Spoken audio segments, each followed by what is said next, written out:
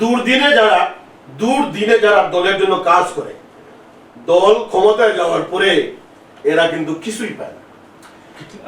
সব দলে আমি একমত। এবং এখানে আমি আরেকটু বলে দিই, বিএনপির জন্য খুবই সামনে ভয়াবহ সময় আসবে। কারণ বিএনপির যে এখন বর্তমান প্রধানমন্ত্রী তারেক রহমান, তিনি আমরা যখন যুগপৎ আন্দোলন করি তখন কিন্তু তিনি বারবার আমাদেরকে বলেছেন, তখন তো তিনি ভিডিও কনফারেন্সে কথা বলতেন, আমরা যখন একসাথে লিয়াজগমকে বৈঠকগুলো করতাম, তখন কিন্তু তিনি আমাদেরকে বলতেন যে আমরা সবাইকে নিয়ে, যারা যুগপৎ আন্দোলনে আছেন তাদের প্রত্যেকে নিয়ে জাতীয় সরকার গঠন করব।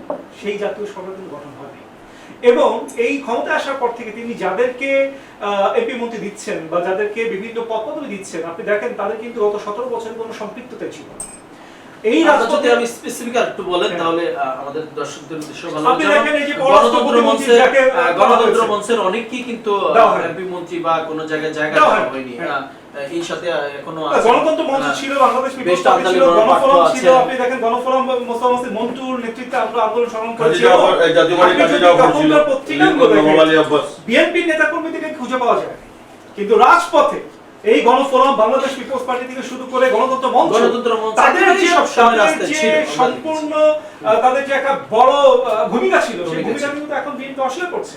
এখন ধরেন পররাষ্ট্র প্রতিমন্ত্রী হচ্ছেন টেকনোক্র্যাট, আমাদের প্রধানমন্ত্রী হয়তো কাছের লোক। আমি দেখছি যে যারা কিনা প্রধানমন্ত্রীর আশেপাশে ঘোরাঘুরি করছেন তারা তো থেকে সুবিধাবাদী, তারা হাইব্রিড। এখানে কিন্তু আপনাকে মানতে হবে, ভবিষ্যতে কিন্তু আপনার বন্ধু প্রয়োজন হবে, তখন কিন্তু আপনি বন্ধু পাবেন না।